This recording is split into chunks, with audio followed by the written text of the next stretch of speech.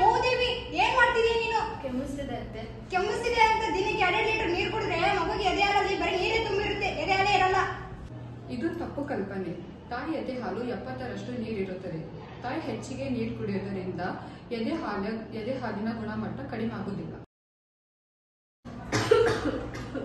ಯಾಕೆ ಏನಾಯ್ತು? ಜ್ವರ ಬಂದಿದ್ದಂತೆ ಮಗುಗೆ ಹಾಲಿಗೆ ಕೊಟ್ಬಿಟ್ಟಿಯ? ಇದು ತಪ್ಪು ಕಲ್ಪನೆ. ತಾಯಿಗೆ ಜ್ವರ, ಕೆಮ್ಮು, ನೆಗಡಿ ಇದ್ದಾಗ ಎದೆ ಹಾಲು ಕುಡಿಸುವುದು ನಿಲ್ಲಿಸುವುದು ತಪ್ಪು. ಏಕೆಂದರೆ ಮಗುವಿನ ರೋಗ ನಿರೋಧಕ ಶಕ್ತಿ ಹೆಚ್ಚು ಆಗುತ್ತದೆ. ಏಕೆಂದರೆ ತಾಯಿಯ ಹಾಲಿನ ಮುಖಾಂತರ ಆಂಟಿಬಾಡೀಸ್ ಮಗುವಿಗೆ ದೊರೆಯುತ್ತದೆ. ಅತ್ತೆ, ಏನ್ ಅಡ್ಗೆ ಮಾಡ್ತಿದ್ದೀರಾ? ನಾನ್ ಕ್ಯಾಬೇಜ್ ಪಲ್ಯ ಮಾಡ್ತಿದ್ದೀನಿ.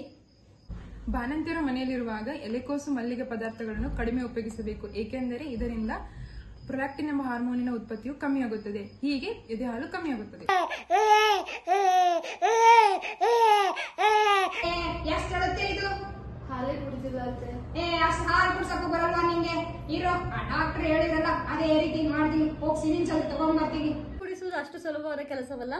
ಒಂದು ವೇಳೆ ಇನ್ವರ್ಟೆಡ್ ನಿಪ್ಪಲ್ ಆಗಿದ್ರೆ ಅವಾಗ ನಾವು ಸಿರಿಂಜಿನಿಂದ ಹಾಲನ್ನು ತುಂಬಿಸಿ ಕುಡಿಸುವ ಬದಲು ಈ ಸಿರಿಂಜಿನ ಮುಂದಿನ ಭಾಗವನ್ನು ಈ ತರ ಕತ್ತರಿಸಿ ಮುಂದಿನ ಭಾಗವನ್ನು ತಾಯಿ ಎದೆಗೆ ಅಂಟಿಸಿ ಈ ತರ ಎಳೆಯಬೇಕು. ಇದು ಸೀಸರ್ ಮೆಥಡ್. ಇದು ತಪ್ಪಾದ ರೀತಿ.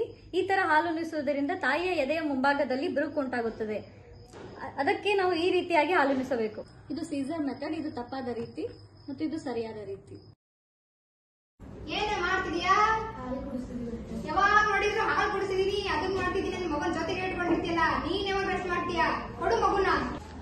ಮಗು ಮತ್ತು ತಾಯಿ ಯಾವಾಗಲೂ ಒಂದು ಕಡೆ ಇರುವುದರಿಂದ ತಾಯಿ ಮತ್ತು ಮಗುವಿನ ಬಾಂಧವ್ಯ ಹೆಚ್ಚಾಗುತ್ತದೆ ಹಾಗೂ ತಾಯಿನ ಹಾಲು ಉತ್ಪಾದನೆ ಹೆಚ್ಚಾಗುತ್ತದೆ. World Breastfeeding Week is a global healthcare event celebrated annually in the first week of August. It promotes the importance of breastfeeding benefits to mother and newborns. It also supports the women's rights to breastfeed their babies anytime, anywhere. It reduces the chances of breast cancer. It acts as a natural contraceptive. It lowers the risk of postpartum depression. Breastfeeding is mother's gift to herself, her baby, and the earth. Promote, protect, support breastfeeding.